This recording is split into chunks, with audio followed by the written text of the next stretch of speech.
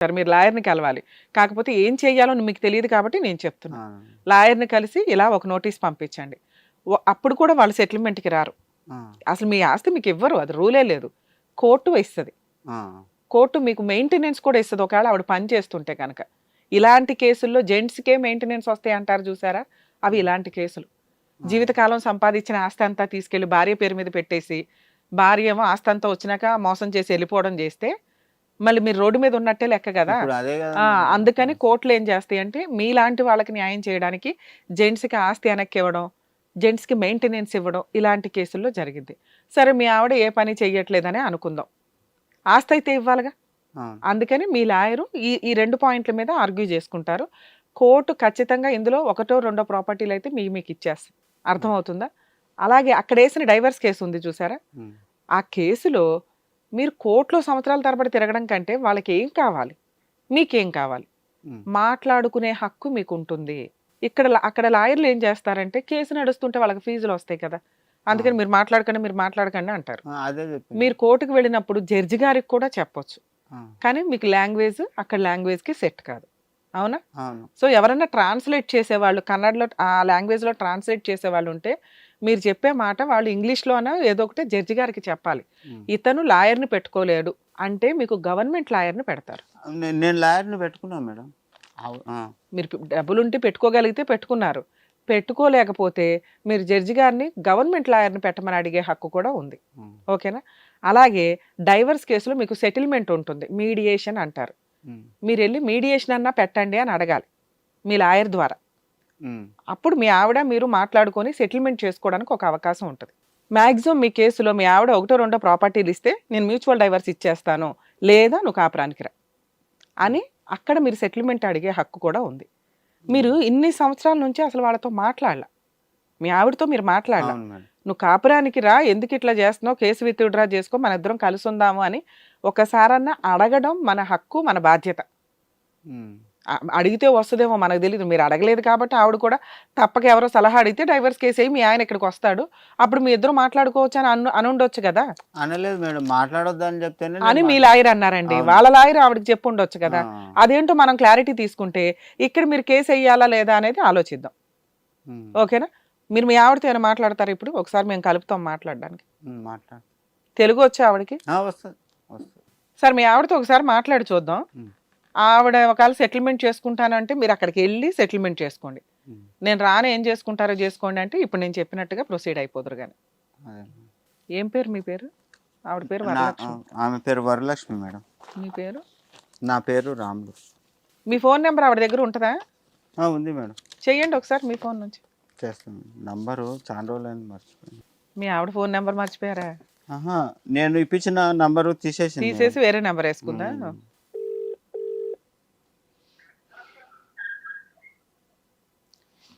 Hello smooth గానే మాట్లాడండి.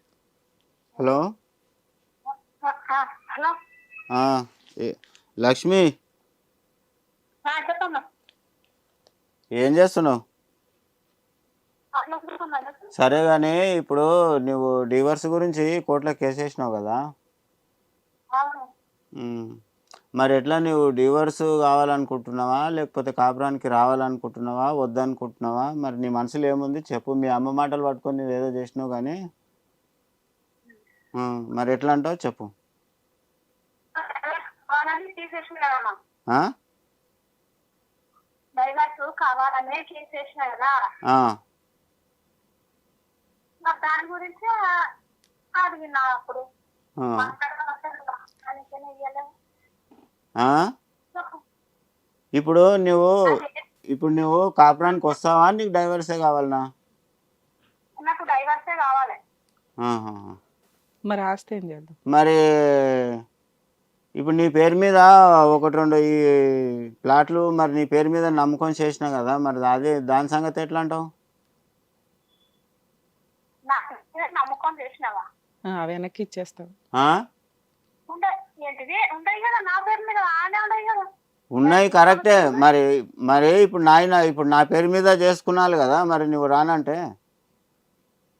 చేసుకో. మరి నేను వద్దంటే అదే అడుగుదామనే ఫోన్ చేసిన. ఎందుకంటే ఇప్పుడు నాకు కూడా పానం బాగాలేదు. ఇక లాస్ట్కి ఒకసారి ఫోన్ చేసి మాట్లాడదాం అన్నట్లు ఫోన్ చేసిన. నువ్వు ఎట్లా అంటావు తొందరగా చెప్పు. చేసుకో అంటున్నావు కదా, ఆ? నా పేరు మీద చేసుకో అంటున్నావు కదా, నువ్వు వచ్చి మరి సంతకాలు పెట్టాలి కదా. నువ్వు కోర్టులో ఏమంతా మాట్లాడు, నేను సంతకం ఏడ పెట్టమంటే ఆడ పెడతా. ఎందుకు పెట్టాను? అలా అదే అడుగుదామని ఫోన్ చేసిన నేను. ఇది అడగానికైనా ఫోన్ చేసినావా? కాపురానికి వస్తావని చేశా. మరి ఎట్లా నువ్వు నువ్వు నువ్వు కాపురానికి వస్తావు అనుకొని నేను ఫోన్ చేసిన మరి యాక్చువల్గా. అవు అందుకే వస్తావని 6-7 ఏళ్ళకు ఫోన్ చేసిన. ఎంత మంచిగా కూడా కదప్ప. 6-7 ఏళ్ళకు ఫోన్ విషయమే కదా. కాదు, నువ్వు నాకు కండ్ల ఆపరేషన్ అయ్యి నాకు పానం బాగాలేకుంటే మీ అమ్మకు పక్షవాతం వచ్చిందని ఫోన్ చేస్తే నేను పంపించింది తప్పయిందా, లేకపోతే ఎందుకు తప్పయింది? నువ్వు పంపించింది తప్పైందని అనలేదు. నేను 3 రోజులు రమ్మన్నావు, నేను రాలేనందుకు నేను ఫోన్ చేస్తే నువ్వు ఏమన్నా మాట్లాడినావు? ఏం రావు, ఏం మాట్లాడావు? పెట్టేసాయి అక్కడనే ఉండు. నీకు ఎవరన్నా పెట్టేసాయి. ఎన్నిసార్లు ఫోన్ చేస్తాను నేను. అరే మరి నువ్వు పోయిరా, నువ్వు మీ అమ్మ దగ్గరికి పోయిరా అంటని చెప్పి నేను పంపించిన కదా. చిన్నోడు ఆ, తాతన్నాడు జరిగిన విషయం అయిపోయింది, అది వదిలేసేది. ఇక ప్రజెంట్ ఇప్పుడు ఏం జరిగేది అది జరిపి. సరే ఇప్పుడు వచ్చే మనం సరే మరి ఇప్పుడు ఎట్లా, నువ్వు వస్తావా ఎట్లా? నేను వచ్చి యాడికి రావాలి? ఈడికి ఇంటికి నేను వచ్చి తీసుకొస్తాను. యాడికి ఎందుకు రావాలి ఇప్పుడు? నేను వచ్చి తోలుకోరానికి, నువ్వు వస్తా అంటే నేను వచ్చి తోలుకొని వస్తా. ఏం వద్దు, నువ్వేం తొలుకొని వస్తావు నువ్వు నాతో నీకేం అవసరం? అదే అడుగుదామని ఫోన్ చేసిన. మరి నువ్వు ప్లేస్ అయితే మొత్తం ఇది కానీ అయినాక నువ్వు తొలకపోయి ఏం చేస్తావో అది చేతు పెట్టేసి ఏమి మాట్లాడదాం అన్నప్పుడు ఒక్కసారైనా మాట్లాడినావా? నేను ఎన్నిసార్లు ఫోన్ అయిపోయింది, చేస్తే అయిపోయింది. నీవే లేపలేదు కదా. మళ్ళీ చేస్తున్నారా? ఉహు. ఓకే సరే ఇప్పుడు మీకు అర్థమైందా? 5 సంవత్సరాల నుంచి మీరు ఫోన్ చేయకపోవడం ఆవిడ బాధ. 5 సంవత్సరాల నుంచి కాదు మేడం, మధ్యలో 2-3 సంవత్సరాలు 3 సంవత్సరాల నుంచి ఫోన్లు మాట్లాడుకోలే. ఆవిడ వస్తాను అన్నప్పుడు మీరు ఇగోకి వెళ్ళారు. ఇప్పుడు ఆవిడ 3 సంవత్సరాల నుంచి ఫోనులు లేదు, స్విచ్ ఆఫ్ చేసుకున్నాడు, ఈయన నన్ను యాక్సెప్ట్ చేయనప్పుడు నేను ఎందుకు వెళ్ళాలి అని ఆవిడకి ఎవరో సలహా ఇస్తే డైవర్స్ కేసు వాళ్ళ వేసింది. అమ్మనే. ఇప్పుడు ఆవిడ ఇప్పుడు కూడా 50-50లో ఉంది. మీరు కాపురానికి తెచ్చుకోవాలి అనుకుంటే ఆ కోర్టులో ఆ లాయర్ దగ్గర, ఆ జడ్జి దగ్గర నాకు నా భార్యను తీసుకెళ్ళటం ఇష్టమే, తను వస్తానంటే ఇప్పుడైనా తీసుకెళ్ళిపోతా, నన్ను క్షమించండి నేను ఫోన్ తీయలేదని ఆవిడ అంటుంది. నేను 100 సార్లు చేశాను, ఏదన్నా పాతది అయిపోయింది కదా, నాకు నా భార్య కావాలి, ఇప్పటికైనా నేను తీసుకెళ్దాం అనుకుంటున్నా, ఇంతే చెప్పండి. ఆవిడ నేను రాను, ఏం చేసుకుంటావో చేసుకో అంటది. మరి అప్పుడు ఆల్రెడీ నేను అది కూడా మాట్లాడానండి, నా ప్రాపర్టీస్ ఉన్నాయి, వచ్చి రిజిస్ట్రేషన్ చేయమనండి, నేను ఇక్కడ మ్యూచువల్ డైవర్స్ ఇచ్చేస్తాను అనండి. ఇది మీ లాయర్ ద్వారా చెప్పించండి. మీరు మాత్రం కాపురానికి తీసుకెళ్ళటానికి నేను రెడీయే, ఇంతతో ఆపండి. అప్పుడు మీ లాయర్ ఏమనాలి, మరి నా క్లయింట్ ఆ అమ్మాయి రానంటుంది కదండి, మరి ఆయన ప్రాపర్టీలు ఆయనకి ఇచ్చేయమనండి, ఆల్రెడీ ఇచ్చేస్తానని ఒప్పుకుంది, వెళ్ళి అక్కడ రిజిస్ట్రేషన్ చేస్తే ఇక్కడ మ్యూచువల్ డైవర్స్ ఇప్పించేస్తాం అనండి. దీనికోసం మీరు ఎక్కువ కాలం ఫైటింగ్ చేయాల్సిన అవసరం లేదు. ఆ అమ్మాయి కూడా ఏమంటుందంటే కోర్టుకు వచ్చి చెప్పు, తీసుకెళ్తానంటావా వద్దంటావా, నువ్వు ఎక్కడ సంతకాలు పెట్టమంటే అక్కడ పెట్టేసి నీ ప్రాపర్టీలు నీకు ఇచ్చేస్తాను అంటుంది. ఇదే మీరు వీడియోను కూడా అక్కడ వాడుకోండి, అర్థమవుతుంది. ఒకవేళ నేను అట్లా అనలేదు అంటే కనుక మీకు ఇది ఎగ్జాంపుల్ కింద యూస్ అవుతుంది. నాకు తెలిసి ఆ అమ్మాయి మీ ప్రాపర్టీలు మీకు ఇచ్చేస్తుంది, కానీ ఆవిడకి ప్రాపర్టీలు ఇచ్చే ఉద్దేశం లేదు, కోపం ఉంది మీ మీద.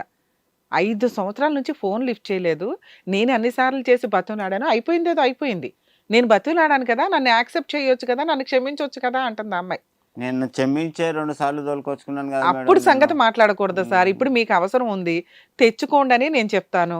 ఎందుకంటే ఈ వయసులో ఇప్పుడు మీకు ఎవరు సర్వీస్ చేసేవాళ్ళు ఉండరో, కొత్తగా ఇంకొక ఆవిడ వచ్చి ఉద్ధరించేది చాలా ఉండదు. ఘోరం. కాబట్టి ఈ అమ్మాయిని తెచ్చుకునే ఉద్దేశం ఉంటే ఈ ట్రయల్ వేయండి, లేకపోతే వస్తావా రాను, అయితే నా ప్రాపర్టీస్ ఇచ్చే నేను విడాకులు ఇచ్చేస్తా, ఇదే మాట జడ్జి గారికి చెప్పండి. 90% మీ ప్రాబ్లం అక్కడే సాల్వ్ అయిపోద్ది. మీరు మాట్లాడకుండానో మీడియేషన్కి సెటిల్మెంట్కి కూర్చోకుండా ఊరికే ఫైట్ చేయడం వల్ల యూజే లేదు మీ కేసులో, అర్థమవుతుందా? ఇప్పుడు ప్రాపర్టీస్ ఇస్తాను అని అనేయొచ్చు, సడన్గా మీరు 5 ఏళ్ల తర్వాత ఫోన్ చేశారు కదా, ఆవిడకి ఏం మాట్లాడాలో తెలియలే, నీ ప్రాపర్టీలు నువ్వు తీసుకో అంది, కానీ వాళ్ళ లాయర్ దాకా వెళ్ళినాక ఆయన అసలు మీ ప్రాపర్టీలు మీకు ఇవ్వడు. అప్పుడు మీకు ఈ వీడియోలు ఇవి యూజ్ అవుతాయి. ఆల్రెడీ నేను ఫోన్ చేసి మాట్లాడానండి, ఒప్పుకుంది, తీరా చూస్తేనేమో ఇప్పుడు ఇవ్వను అంటుంది, నా ప్రాపర్టీలు నాకు ఇప్పించండి అని ఇందాక నేను చెప్పినట్టుగా అడ్వకేట్ని పట్టుకుని నోటీస్ పంపించి కోర్టులో కేసు ఫైల్ చేసుకుంటే కనుక మీకు 100% మీ ప్రాపర్టీలు మీకు రిజిస్ట్రేషన్ చేయమని డైరెక్షన్ ఇస్తారు. అక్కడ చేస్తారా మేడం? స్టేట్ వేరే కదా, ఇది మన సార్ తెలంగాణ. అక్కడ డైవర్స్ ఆ, సెటిల్మెంట్ చేసుకొని మీ ప్రాపర్టీలు మీకు రిటర్న్ చేసేస్తాను అని ఆవిడ రాసి ఇచ్చినాక మ్యూచువల్ డైవర్స్ పిటిషన్ వేస్తారు. ఆవిడ ఇక్కడ ఆంధ్రాకి వచ్చి అది ఎక్కడైతే ప్రాపర్టీస్ ఉన్నాయో అక్కడికి వచ్చి మీ పేరు మీద రిజిస్ట్రేషన్ చేసినాక మీరు అక్కడికి వెళ్ళి విడాకులు ఇస్తారు. ఒకటి, ఒకవేళ ఆవిడ సెటిల్మెంట్కి ఒప్పుకోలేదు అనుకోండి, మీరు అక్కడ డైవర్స్ కేసు కంటిన్యూ చేస్తూ ఇక్కడ ప్రాపర్టీ రిటర్న్ చేయించండి, డిక్లేర్ చేయండి ఈ ప్రాపర్టీలు నాకే వెనక్కి అని ఇక్కడ నేను ఇందాక చెప్పినట్టుగా నోటీసు డిక్లరేషన్ సూటు వేసుకుంటారు. ఓకేనా? ప్రాపర్టీలు ఎలా అయినా మీ చేతికి రావాల్సిందే. ఆవిడే ఇస్తుందా కోర్టు ద్వారా తెచ్చుకుంటారా అనేది భవిష్యత్తు డిసైడ్ చేస్తారు. మా భార్య కావాలని నేను కేసు వేసినాను మేడం మా లాయర్ ద్వారా. అక్కడ అదే ఇప్పుడు అలాగే అని సెటిల్మెంట్కి వెళ్ళిపోండి, మీరు ఊరికే ఫైట్ చేయొద్దు అంటున్నా. వస్తే కాపురానికి లేకపోతే ప్రాపర్టీ విడాకులు ఇచ్చేసుకో, ప్రాపర్టీ తీసేసుకోండి.